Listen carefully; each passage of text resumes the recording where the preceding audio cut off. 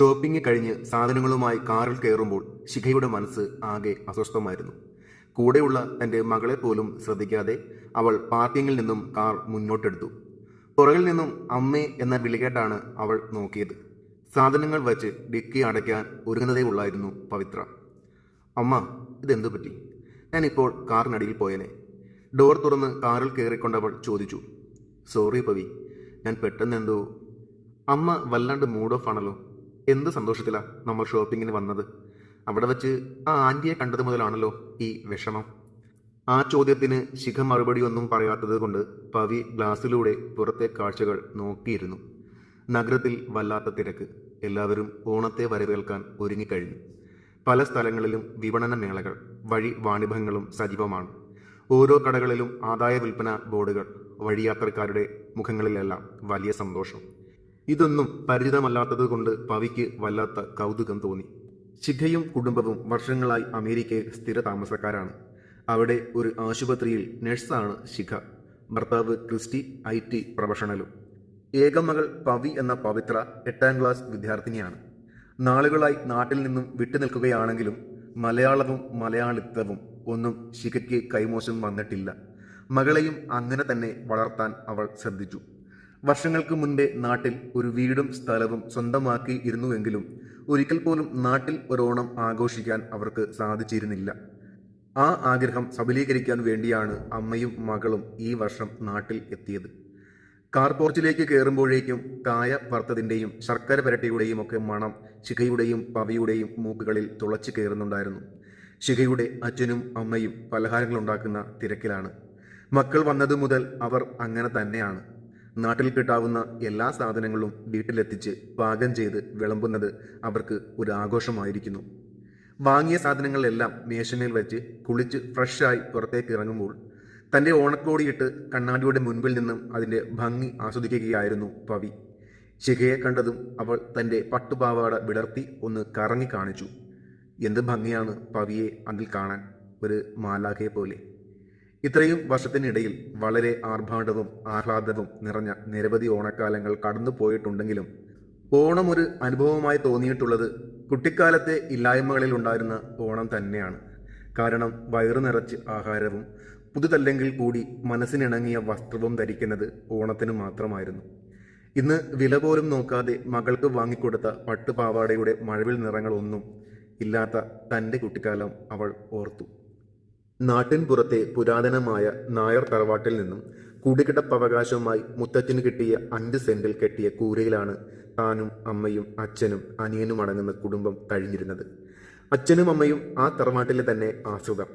നാട്ടിൽ മറ്റു ജോലികൾ ഉണ്ടായിട്ടും ആ കുടുംബത്തിനോടുള്ള നന്ദിയും കൂറും കാരണം അവിടുത്തെ പുറം പണിക്കാരായി തുടർന്നു. കണ്ണെത്താ ദൂരത്തോളം പരന്നു കിടക്കുന്ന വസ്തുവിൻ്റെ നടുക്കായി ഒരു വലിയ നാലുകെട്ട്.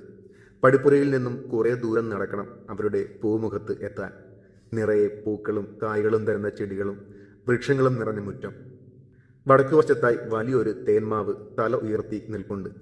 അങ്ങനെ വളരെ സമ്പൽ സമൃദ്ധമായ ഒരു തറവാട്. ആ തറവാട്ടിലെ ഇളയ പുത്രനായ രാജശേഖരൻ നായരും ഭാര്യ സുമിത്രയും ഏകമകൾ ശ്രീകുട്ടി എന്ന് വിളിക്കുന്ന ശ്രീവിദ്യയുമായിരുന്നു അവിടെ താമസിച്ചിരുന്നത്. അവിടെ ആകെ ഇത്തിരി മനുഷ്യപ്പറ്റുള്ളത് സുമിത്രാമ്മയ്ക്ക് മാത്രമാണ്. അച്ഛനും മകൾക്കും സമ്പത്തിൻ്റെ അഹങ്കാരം തെല്ലൊന്നുമല്ല ഉണ്ടായിരുന്നത്.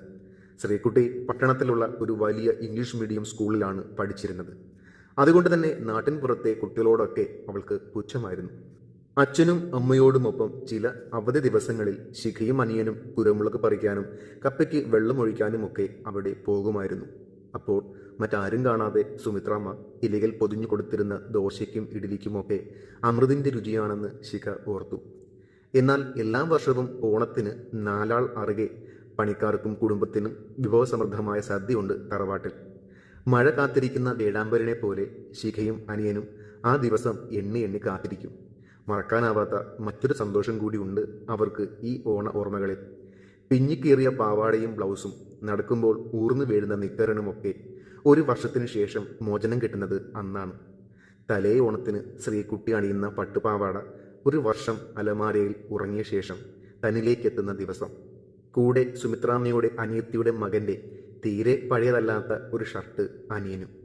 അതാണ് തങ്ങൾക്ക് പിന്നീട് ഒരു വർഷത്തേക്ക് നാണം മറക്കാനുള്ള ഏക ഉപാധി. അത് കയ്യിലേക്ക് കിട്ടുമ്പോൾ ലോകം കീഴടക്കിയ സന്തോഷമാണ് രണ്ടാൾക്കും. മെലിഞ്ഞ് എല്ലുന്തിയ ദേഹത്തേക്ക് അത് അണിയുമ്പോൾ വയലിൽ നിർത്തുന്ന കോലത്തെ അനുസ്മരിപ്പിക്കും. എന്നാലും ഓണത്തിനതുമിട്ട് രാജകുമാരനെയും രാജകുമാരിയെയും പോലെ ഒരു പോക്കുണ്ട് അമ്പലത്തിലേക്ക്. പിന്നുകൾ കുത്തി ഒതുക്കാൻ ശ്രമിക്കുന്ന ബ്ലൗസ് പലപ്പോഴും അനുസരണയില്ലാതെ വശങ്ങളിലേക്ക് തെന്നി വീഴുന്നുണ്ടാവും. അനിയൻ്റേതാകട്ടെ കയറ് കെട്ടി മുറുക്കിയ നിക്കറിനെ മറച്ചുകൊണ്ട് നീളൻ ഷർട്ട് മുട്ടറ്റം വരെ അങ്ങനെ കിടക്കും. ഇതൊക്കെ കണ്ട് മുതിർന്നവരും കുട്ടികളുമൊക്കെ ചിരിക്കുമ്പോഴും അതൊന്നും കാര്യമാക്കാതെ മനസ്സിനിണങ്ങിയ വസ്ത്രം ധരിച്ച ആത്മവിശ്വാസത്തോടെ അമ്പലത്തിൽ നിന്നും നേരെ തറവാട്ടിലേക്ക് ഓടും. അപ്പോഴേക്കും ശ്രീകുട്ടിയുടെ ബന്ധുക്കളെല്ലാം ഓണം ആഘോഷിക്കാൻ തറവാട്ടിൽ എത്തിയിട്ടുണ്ടാകും. തേന്മാവിൽ കെട്ടിയ ഊഞ്ഞാലിൽ കുട്ടികളൊറ്റയ്ക്കും കൂട്ടമായും ഇരുന്നും നിന്നും ആടുന്നുണ്ടാവും. ഒരു വശത്ത് സ്ത്രീകളും പുരുഷന്മാരും പൂക്കളമിട്ടും കഥകൾ പറഞ്ഞും ഇരിക്കും. ഇതൊക്കെ കണ്ട് ശിഖയും അനിയനും മാവിനോട് ചേർന്ന് കൗതുകത്തോടെ അവരെ നോക്കി നിൽക്കും. അവരെ കണ്ടു കഴിഞ്ഞാൽ കളിയാക്കിയും അവർക്ക് മനസ്സിലാവാതിരിക്കാൻ ഇംഗ്ലീഷിൽ സംസാരിച്ചുമൊക്കെ കുട്ടികൾ പലതരം പൊങ്ങച്ചങ്ങൾ കാണിച്ചുകൊണ്ടേയിരിക്കും. അതിനിടയിൽ അവരിട്ടിരിക്കുന്നത് തങ്ങളുടെ ഔദാര്യമാണെന്ന് എല്ലാവരും കേൾക്കെ ശ്രീകുട്ടി വിളിച്ചു പറയും. ഇതൊക്കെ ഉള്ളിൽ വേദന ഉണ്ടാക്കുമെങ്കിലും അവരൊക്കെ വലിയ ആൾക്കാരാ മക്കളെ എന്ന് അച്ഛനും അമ്മയും പറയുന്നത് ഓർക്കും. എല്ലാം കഴിഞ്ഞ് ആശ്രിതർക്കും കുടുംബത്തിനും കളപ്പുരയിൽ വിളമ്പുന്ന ഊണും കഴിച്ച് വീട്ടിലേക്ക് മടങ്ങുമ്പോൾ തങ്ങൾ എന്താ ഇങ്ങനെയായിപ്പോയതെന്ന് ശിഖയും അനിയനും പരസ്പരം പരിതാപം പറയും. അങ്ങനെ വർഷങ്ങൾ കടന്നുപോയി. നന്നായി പഠിക്കുമായിരുന്ന ശിഖയെ അമ്മയുടെ ഒരു ബന്ധു സ്പോൺസർ ചെയ്ത് ഡൽഹിയിൽ നഴ്സിംഗിന് ചേർത്തു. പഠനവും തുടർന്നുള്ള ജോലിയുമൊക്കെയായി അവളുടെ നാടുമായുള്ള ബന്ധം കുറഞ്ഞു വന്നു. ഇതിനിടയിൽ അച്ഛനെയും അമ്മയെയും അനിയനെയും അവൾ തന്നോടൊപ്പം ഡൽഹിയിലേക്ക് കൊണ്ടുപോയി. അവിടെ വെച്ച് അന്യമതസ്ഥനായ ക്രിസ്റ്റിയെ കല്യാണവും കഴിച്ചു. ഇപ്പോൾ അവളും അനുജനും അമേരിക്കയിൽ സെറ്റിൽഡാണ്. കുട്ടിക്കാലത്ത് അനുഭവിച്ച പട്ടിണിക്കും പരിഹാസത്തിനുമൊക്കെ കാലം കരുതി വച്ചിരുന്ന മധുരതരമായ മറുപടി. എങ്കിലും കുട്ടിക്കാലത്തെ നീറുന്ന ഓർമ്മകൾ നെഞ്ചിലൊരു തീയായി തന്നെ അവൾ കാത്തുവച്ചു, മുന്നോട്ട് ജീവിക്കാനുള്ള ഊർജത്തിനായി. ഇതിനിടയിൽ എപ്പോഴോ ശ്രീകുട്ടിയെ ഒരു ബിസിനസ്സുകാരൻ കല്യാണം കഴിച്ചു എന്ന് ആരോ പറഞ്ഞ് ശിഖ അറിഞ്ഞു. മിക്ക ദിവസങ്ങളിലും അവളുടെ മനസ്സിൽ തൻ്റെ നാടും ദാരിദ്ര്യവും ഒപ്പം ശ്രീകുട്ടിയും ഒക്കെ കടന്നു വന്നിരുന്നു. ശ്രീകുട്ടി ഇപ്പോൾ എങ്ങനെയായിരിക്കും എന്ന് അറിയാനുള്ള ഒരു സാധാരണ സ്ത്രീയുടെ ആകാംക്ഷ അവളിലും ഉണ്ടായിരുന്നു. കാരണം ശിഖയ്ക്ക് അന്നും ഇന്നും ശ്രീകുട്ടിയോട് അസൂയായിരുന്നു. താനും വീട്ടുകാരും ഇപ്പോൾ അവർക്കൊപ്പം കിടപിടിക്കത്തക്ക ജീവിത സാഹചര്യം നേടിയെന്ന് എന്നെങ്കിലും അവളോട് നിവർന്നെന്ന് പറയണമെന്ന് തോന്നിയിരുന്നു അവൾക്ക്. ഇന്ന് നാട്ടിലെ അയൽക്കാരിയായ ഉഷേട്ടത്തിയെ കടയിൽ വെച്ച് കാണും വരെ അവരുടെ വാക്കുകളിൽ നിന്നറിഞ്ഞ ശ്രീകുട്ടി അവരുടെ ജീവിതം അത് സഹിക്കാവുന്നതിൽ അപ്പുറമായിരുന്നു. അവളോടുള്ള അസൂയ ഒരു നിമിഷം കൊണ്ട് അലിഞ്ഞ് ഇല്ലാതെയായി. സ്വത്തും പണവും മാത്രം മോഹിച്ച് അവളെ സ്വന്തമാക്കിയ ഭർത്താവ് ഇനി ഒന്നും കിട്ടാനില്ല എന്ന് കണ്ട് മറ്റൊരുവരുടെ സ്വത്തിൽ കണ്ണു വെച്ചുപോയി. എല്ലാം നഷ്ടപ്പെട്ട് അവളും മകനും ആകെയുള്ള പൊളിഞ്ഞു വീഴാറായ 4 കെട്ടിലേക്ക് തിരിച്ചു വന്നു.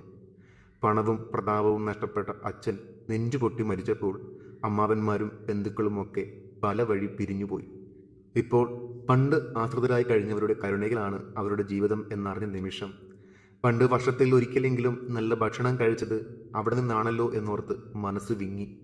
തിരുവോണത്തിന് രാവിലെ അച്ഛനും അമ്മയും പവിയുമൊത്ത് താൻ പിറന്ന നാട്ടിലേക്ക് തിരിക്കുമ്പോൾ വർഷങ്ങളായുള്ള കാത്തിരിപ്പിനൊടുവിൽ കിട്ടിയ ഓണം കുടുംബമായി ആഘോഷിക്കാൻ പറ്റാത്ത വിഷമമൊന്നും ആരും പറഞ്ഞില്ല.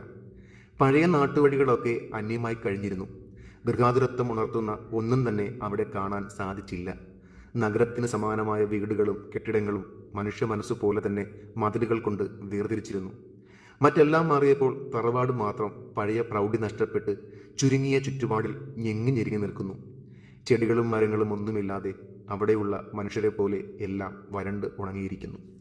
അവർ കാറ് മുറ്റത്ത് നിർത്തി പുതുവസ്ത്രങ്ങളും ഓണസദ്യക്കുള്ള സാധനങ്ങളുമായി ഇറങ്ങുമ്പോൾ ഏതു നിമിഷവും നിലമ്പത്താറായ തറവാട്ടിന് മുൻപിൽ ഒരു 12 വയസ്സുകാരൻ തൻ്റെ തുരുമ്പിച്ച സൈക്കിളിൻ്റെ ചെയിൻ ശരിയാക്കുകയായിരുന്നു.